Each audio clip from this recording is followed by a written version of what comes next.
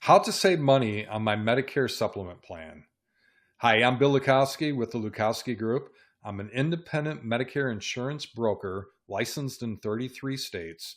And today I want to talk about Medicare supplements, or what are called Medigap plans. If you're currently on a Medicare supplement plan, you may have experienced significant rate increases over the last couple of years, especially this year, 2025. I want to talk about why that might be and what can you potentially do to save money. So on this video, I will be covering what is Medicare and a Medicare supplement, why is my rate increasing so much, what is a birthday rule state and does it impact me, what are the best values in Medicare or Medicare supplement plans today, and what are the steps that I can take to save money now. As a refresher, you really have two ways to get your Medicare. You can stay with original Medicare, which is Part A, which is the hospital insurance side of Medicare, and Part B, which is the physician and outpatient side of insurance. Or you can go with a privatized version of Medicare called Medicare Advantage. This really takes Part A and Part B and replaces it with this privatized version of Medicare with an insurance carrier. These plans are with you and an insurance company, and they have many different details of their plans. They are usually combined with a Part D prescription drug coverage, and they sometimes have benefits like dental, vision, and hearing. So this is a bundled plan that really replaces original Medicare. Now, these are with a specific insurance carrier. There's pros and cons to these plans, and about 55% of the seniors in the country currently are with Medicare Advantage. They typically have a $0 per month premium, but they do have copays and co-insurance and deductibles that you will need to be paying for your services when you seek them. And you also need to be going through a provider network that you need to seek your services through. And in a lot of cases, you have to have procedures that have to be authorized by the insurance company. So there's a lot of pros and cons of these plans, but it is really a replacement to original Medicare. Now, original Medicare is with the federal government. This is Part A and Part B, and they do have co-insurance, co-pays, and deductibles. So there's out-of-pocket cost with original Medicare. However, you get the freedom to go to any doctor in any hospital that you want to. You do not need to go through an insurance carrier to get things pre-authorized and approved. It's really the freedom that people really appreciate with original Medicare. Now, to cover those out-of-pocket costs, most people will combine original Medicare with a Medicare supplement or a Medigap plan. And these cover those gaps of coinsurance that original Medicare has. So depending on the Medicare supplement type, when combined with original Medicare, it's a very comprehensive plan and it covers all your costs. So those are your two real options. Now, when you go with a Medicare supplement, so you're going with original Medicare and you go with a Medicare supplement, the two most popular plans are what they call a Plan G and a Plan N. Now, this chart shows the different standardized Medicare supplement plans. These are all standardized by the federal government, and insurance carriers provide these plans, but they're identical in their benefits. So a Plan G with insurance carrier A is the same as Plan G with insurance carrier B. So really, these are the standardized plans. The most popular ones are Plan G and Plan N. If you look at the chart, Plan G covers 100% of the gaps with original Medicare other than your Part B annual deductible. In 2025, that's $257. So you pay the first $257, and then if you pay your premium every month for your Medigap plan, all your other costs are completely covered. So a Medigap plan works in concert with original Medicare, and you have the freedom without any provider network that you need to go to. You can go anywhere you want, and it's a very comprehensive coverage. The next popular plan, though, is the Plan N. And Plan N is pretty identical to Plan G, except for two differences. If you look at the third row, if you look at the Part B, co-insurance and co-pays, Plan N does cover your co-insurance, but there are copays when you see a doctor. So that's different than Plan G. With a Plan N, you will pay up to $20 to see a doctor, and you will have a copay if you go to the emergency room, which would be $50 for the copay.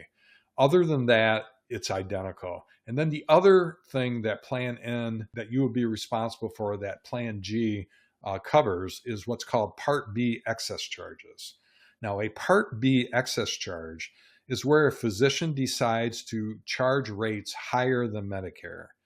Only 1% of the physicians in the country do this. So it's extremely rare that you will run into an excess charge. And you can control this because you can determine if you're going to go to a provider that charges excess charges.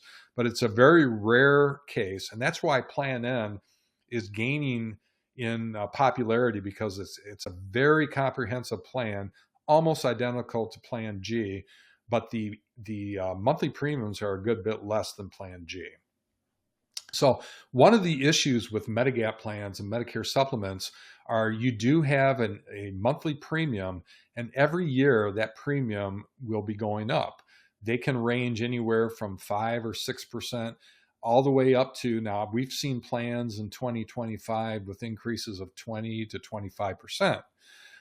So if you look at the chart here, this is the last 5 years, and this is the average of both Plan G and Plan N. There's a Plan F in there. Plan F is no longer available. That's only for those that were on Medicare before 2020. But Plan F and Plan G, these are the averages, and they've started going up past since we've had COVID. And you're seeing increases in 2024 and 2025 on average of 10 to 13%. But this is average. There's some companies that have much higher increases, and there's some that have lower increases. It just depends on your Medicare Supplement insurance plan and carrier. Now, the reason for these increases is because medical utilization has gone up a good bit over the last couple of years. That's because the first couple of years after COVID, people have delayed seeking medical procedures and put off some things. Well, they're all starting to go back and get things done now, and some of their chronic conditions have worsened, and so there's higher medical utilization going on in the country. And so the insurance companies are losing more money now, and they're raising their rates to cover those costs. The other reason is there are some supplement plan insurance companies that competitively went into the market a couple years ago and went with an extremely aggressive low cost. But now you're seeing some of those new entrants into the market raising their rates more significantly after 2 or 3 years.